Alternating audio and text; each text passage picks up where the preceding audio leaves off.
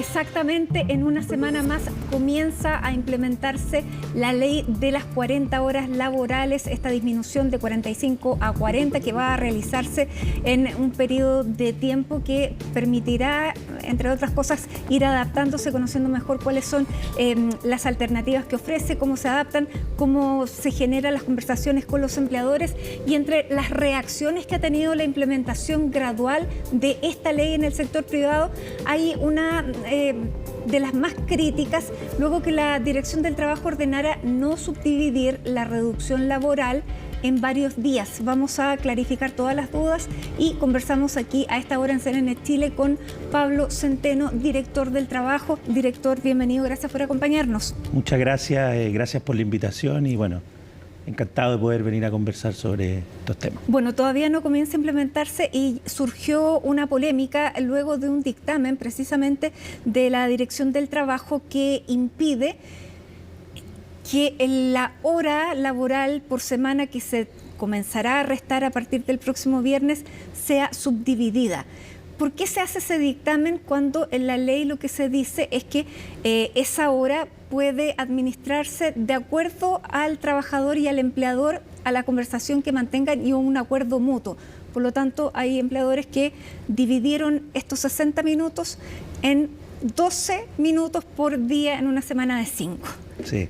Bueno, lo primero que es un tema bien enredado porque es una norma que tiene como hartas reglas, ¿no? Entonces no ha sido fácil explicarlo. Nosotros como Dirección del Trabajo emitimos un dictamen, llevamos 7 dictámenes emitidos, no es el único dictamen, y es el que ha tenido más polémica, pero en general los otros han podido comprenderse de buena manera. Tenemos un micrositio también en la página web para que se puedan informar de la Dirección del Trabajo. Yo diría que el por qué emitimos el dictamen, básicamente porque empezaron durante estos últimos días y a puertas de la implementación a surgir muchas dudas, muchas inquietudes.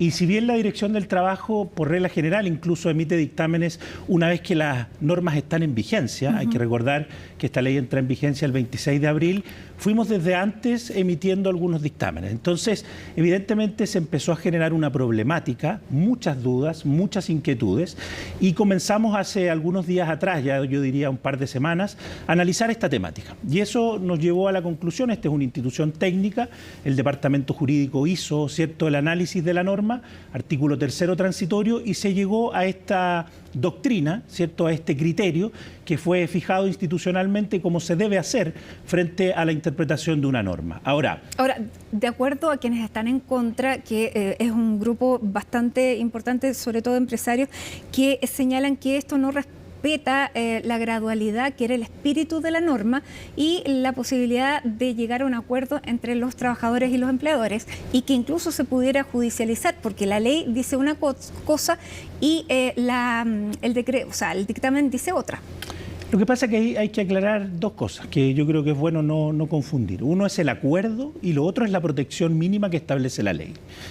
Frente al acuerdo nosotros no hemos dicho nada, lo único que zanjamos en el 5º dictamen que dijimos es que tiene que haber un proceso de acuerdo. El artículo 3º transitorio dice, mire, usted tiene que buscar el acuerdo, tiene que imperativamente, ¿cierto?, llegar a un acuerdo, y para eso nosotros dijimos tiene que haber un proceso de diálogo formalizado, porque lo que estaba ocurriendo también era que decían no hubo acuerdo, pero no se conversaba. Otra cosa es cuando no se logra ese acuerdo, es decir, hubo una propuesta, sea de la empresa, sea del trabajador, ¿cierto?, y hay una respuesta negativa, la ley habilita una fórmula. Y eso es lo que nosotros ahora interpretamos, cómo se tiene que aplicar esa forma.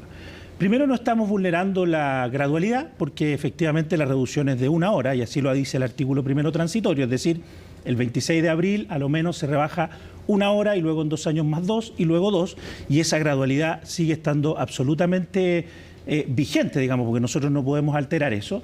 Lo que no estaba claro era la regla de proporcionalidad, cómo se distribuía proporcionalmente, ¿cierto?, esa reducción que era de 5 horas en los días de la semana. Y nosotros lo que dijimos es, mire, la ley habla de una reducción de horas, porque en Chile la jornada laboral es de horas, no es de minutos. Nosotros en Chile no tenemos una jornada laboral de minutos. Y por tanto lo lógico, siendo coherente, ¿cierto?, con la ley, con nuestro tipo de jornada, con lo que fue el debate legislativo, fue decir, bueno, corresponde que en cada día, según se vaya reduciendo, se reduzca la hora si es que no hay acuerdo. Si es que hay acuerdo, lo dijo hoy día la ministra Jara también en una entrevista, es posible buscar otra alternativa, porque la ley también entrega amplios márgenes a la voluntad de las partes. Pero si hubiera acuerdo mutuo, genuino, de 12 minutos por día, ¿podría establecerse ya no? O sea, ese acuerdo, mire, lo que la norma busca es la reducción de una hora, pero hay varias normas más en que se deja a las partes la disposición de cómo va a operar esa norma. Estoy pensando en el nuevo artículo 22 bis, que establece una distribución por ciclos, que tiene que ser por acuerdo, en la compensación de las horas extraordinarias por días de descanso adicional, tiene que ser por acuerdo, y acá es lo mismo. ¿Cómo las partes, con toda la información disponible, con todo lo que existe, van a lograr ese acuerdo? Es algo que yo, como director del trabajo, la dirección del trabajo no puede calificar.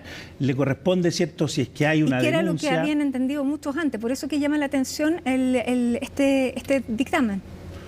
Claro, lo que pasa es que por acuerdo la ley lo deja abierto, digamos, a la discusión de las partes. Lo que no estaba claro, y ahí es donde se empezó a generar la inquietud, era, bueno, ¿qué pasaba si no había acuerdo? ¿Cómo se tiene que aplicar la fórmula?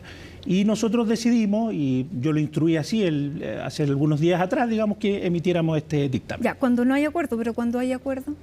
No, cuando hay acuerdo, ahí las partes son las que tienen que determinar cómo se va a hacer esa reducción. Aun cuando sean de 12 minutos por 5 días. Si las partes estiman que de esa forma se puede lograr ese acuerdo, la reducción de la jornada es algo que, insisto, no me corresponde a mí calificar, porque es la ley la que entrega esa disposición. Por lo tanto, solamente cuando no hay acuerdo es que se limita a que sea en un día determinado, la hora que se restringe. Exactamente, eso además hoy día lo ha aclarado muy bien la ministra, y yo lo vuelvo a reiterar. Lo que nosotros hicimos en este dictamen es aclarar cuál es la fórmula de aplicación de la reducción cuando es el empleador, una vez que no hay acuerdo, el que tiene que hacer esa reducción. Perfecto. Eso con respecto a las jornadas laborales donde hay 5 días. ¿Qué pasa donde hay contratos de lunes a sábado?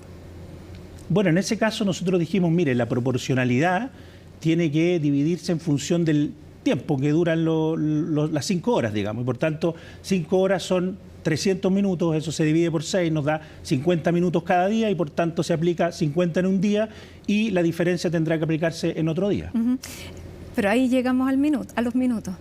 Claro, lo que pasa es que de todas maneras tiene que existir esta regla de proporcionalidad, porque la ley la deja establecida, ¿no? Y yo no puedo, a través de un dictamen interpretativo, saltarme esa regla de proporcionalidad. Lo que tengo que hacer es viabilizar que esa regla se permita operar en la práctica con el objetivo que tiene la ley, que es la reducción efectiva de la jornada laboral. Ahora, usted me decía que había muchas empresas que estaban generando esta alternativa de los 12 minutos después de, entiendo, no haber llegado a acuerdo con los trabajadores. ¿Eso vulnera el espíritu de la norma? Porque efectivamente lo que se busca es dar un descanso a una persona que en 12 minutos al día no representa nada. ¿Por qué se masificó tanto? Porque es una manera, entre comillas, de evadir esa hora menos que tienen que trabajar las personas. Bueno, yo diría, mire, nosotros en el dictamen, digamos, en el dictamen que sacamos, que estamos comentando, citamos como siempre se hace, no es una cosa excepcional, digamos, la historia de la ley vía la expresión de sus protagonistas, que son los parlamentarios y parlamentarias. Y en ese sentido es evidente que la reducción, hoy día hubo un senador, ¿cierto?, Matías Walker, que señalaba también que ese era el espíritu, ¿no?, en el sentido de que fuera una hora efectiva.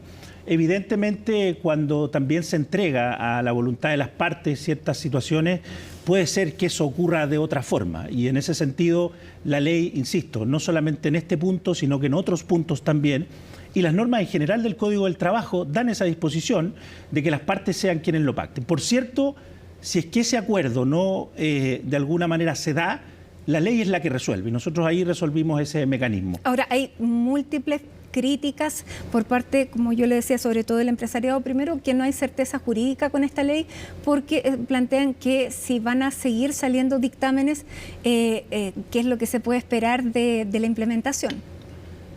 Yo diría, para dar tranquilidad, mire, hemos sacado 7 dictámenes, ya los temas más específicos están súper aclarados a través de esos dictámenes, y por tanto lo que nosotros esperamos, y en eso hacer un llamado también, esta es una ley que tuvo un amplio consenso político, social, Y en ese sentido uno esperaría que al interior de las empresas ese consenso también se exprese. Yo sé que pueden haber dudas, inquietudes respecto a la oportunidad, lo han dicho varios actores.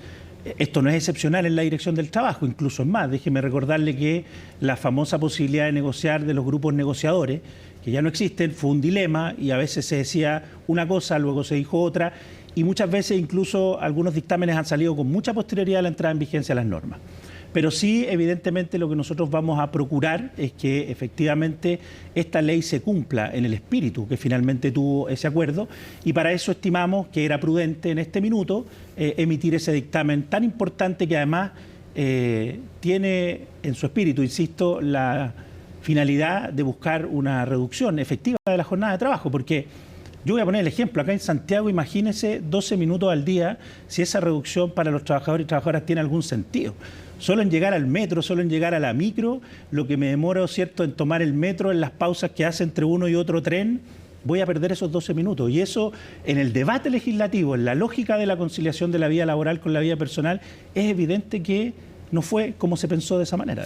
Ahora, también la crítica es que este dictamen se haya emitido una semana antes de que entrara en vigencia, porque el argumento es que ya muchas empresas habían adecuado los turnos, los ritmos de trabajo en base a lo que se había interpretado en un principio. ¿Se puede prolongar, o sea, dar un tiempo mayor respecto a esta situación o no? Bueno, la vigencia de la ley la establece la propia ley, no se puede cambiar por decreto, el 26 de abril entra en vigencia. Sin embargo, claro, si hubo procesos de organización que hoy día pudieran evidentemente buscarse de otra manera, todavía queda algo de espacio, pero yo diría una cosa, y por eso es importante la pregunta que usted me hizo al inicio.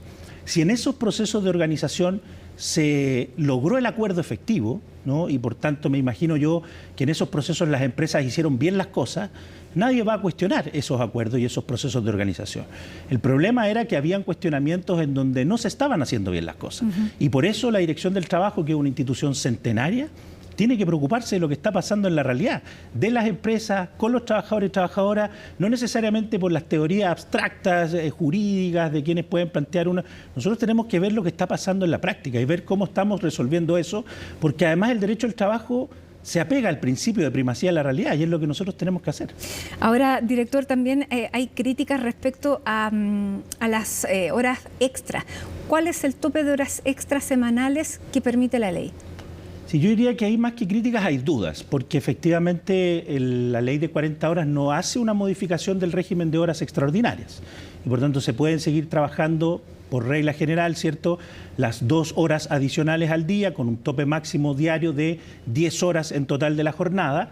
Y en aquellos casos, ¿cierto?, de jornadas especiales, hay normas especiales. Hoy día, además, ¿cierto?, el artículo 22 bis permite pactar una distribución de la jornada semanal distinta, hasta en 4 semanas, y allí incluso, si hay acuerdo con el sindicato, puede ser mucho mayor el trabajo en horas excepcionales. Entonces, en ese sentido, yo llamaría a informarse, insisto con esto. Entonces, ¿no hay reducción por ley de horas extraordinarias? No hay ninguna modificación al respecto del régimen de jornadas excepcionales. Ya, pero hay... de horas extraordinarias, de sobretiempo. Pero hay gente que realiza a veces mucho más de 10 horas y eso es lo que ahora se está impidiendo, o siempre se impidió y no se respetó.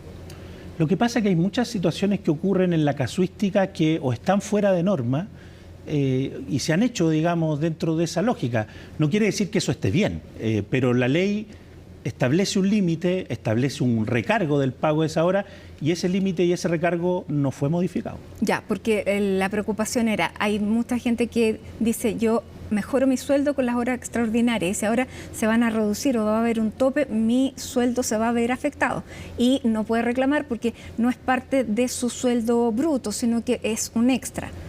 No, insisto con eso, aquí no hubo una modificación del régimen de horas extraordinarias, sigue siendo absolutamente el mismo. Pasemos a la jornada laboral que van a tener ahora muchos trabajadores que antes no tenían, porque en esta situación de régimen sin sujeción horaria había muchísimas funciones que caían bajo esta condición. ¿Qué es lo que dice a partir de ahora la norma, la ley?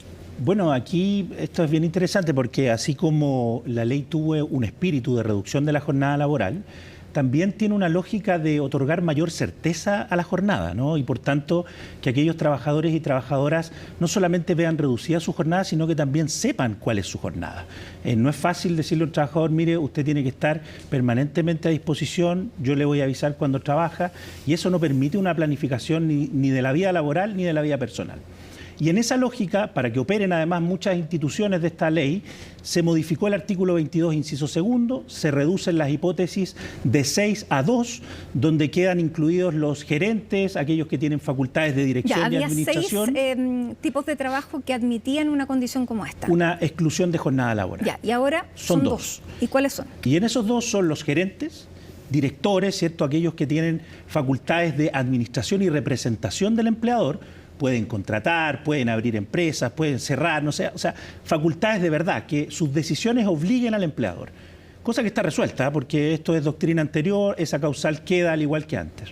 Y lo que cambia es el caso de aquellos trabajadores y trabajadoras que no laboran con fiscalización superior inmediata, pero en razón de la naturaleza de las funciones. Y eso es una cuestión muy casuística. Nosotros en el dictamen 84 dijimos cuáles son las características de la fiscalización superior inmediata, recogiendo la doctrina institucional, la jurisprudencia de los tribunales laborales, y ahora corresponderá que caso a caso se vaya resolviendo. Si es que hay discrepancia, además la ley creó un mecanismo especial. Ya. Ahí, claro, es bien difuso. Ahí pudieran nuevamente caer muchísimas tareas.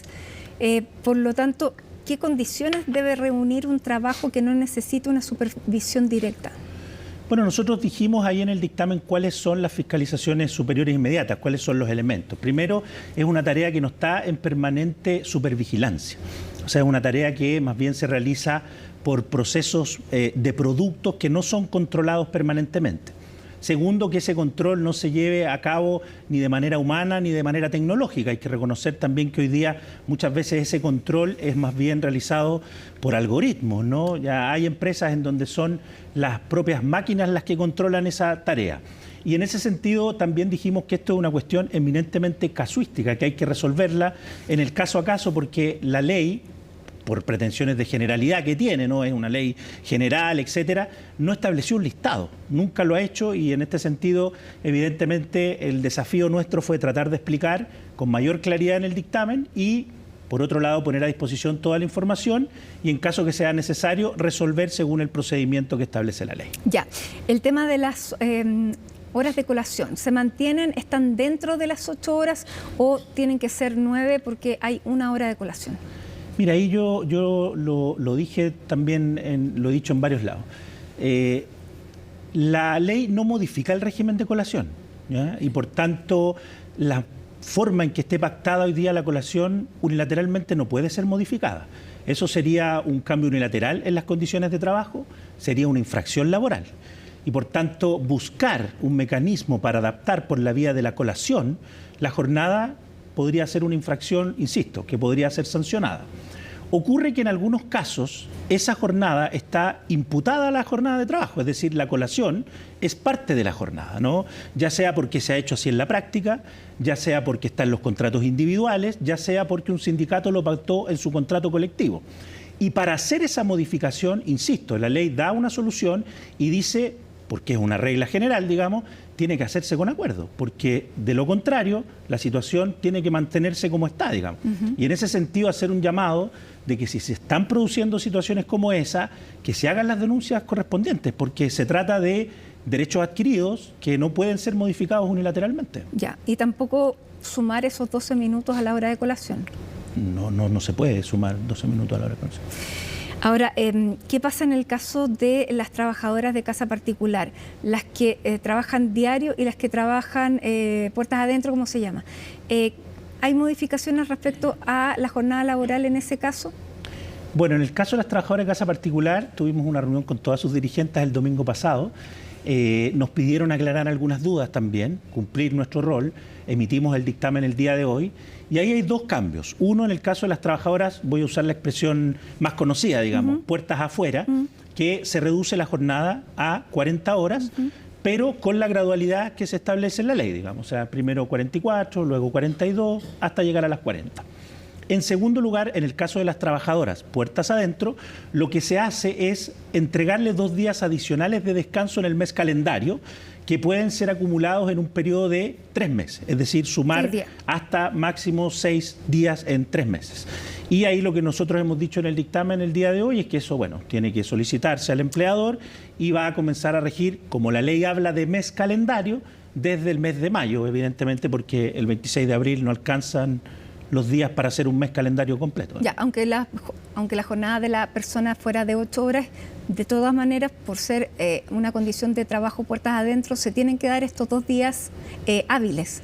Claro, es que la condición de trabajadora puerta adentro es la que vive en la casa del empleador. Claro. Y ahí, claro, pueden haber múltiples pactos.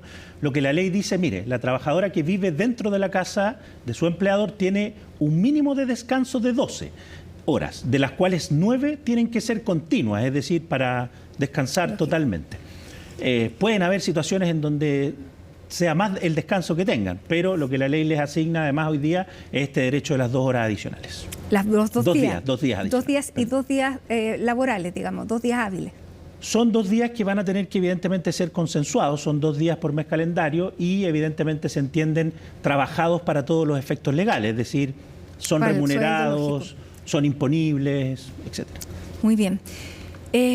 Esas son las principales dudas hasta ahora. Vamos a ver qué es lo que va surgiendo. De acuerdo, nos acercamos a la fecha y cuáles son también los reclamos, porque hay empresas que dicen, por el tema de la división de esta hora en 5 días, que se puede judicializar. ¿Es posible? Mire, yo en eso, a ver, primero la judicialización es parte siempre de las implementaciones de las normas laborales. Quiero recordar el caso de la ley 20.940 o lo que ocurrió incluso con la ley de suspensión de los contratos de trabajo a propósito de la pandemia. También fueron normas impugnadas eventualmente. Yo sí hacer un llamado, esperaría que esto, por el consenso que tuvo, se cumpla en los términos en que se esperaba en su oportunidad, cumpliendo el espíritu. Evidentemente, si hay recursos judiciales, administrativos, todos los actores están en su legítimo derecho y nosotros estamos convencidos de que la argumentación jurídica, el ejercicio de la facultad dictaminadora, tal como lo hemos hecho en estos 2 años, está ejercida con pleno respeto a la institucionalidad y a la norma legal vigente. Bien, Pablo Centeno, director del Trabajo, muchísimas gracias por acompañarnos aquí en Hoy es Noticia esta tarde. Que esté muy bien. Muchas gracias. Pausa a esta hora de la tarde cuando son ya las 6:07. Ya vamos a regresar con más novedades sobre todo lo que está pasando en el tema de la negociación de la presidencia de la Cámara de Diputados. Al regreso estamos con ese tema, no se vayan.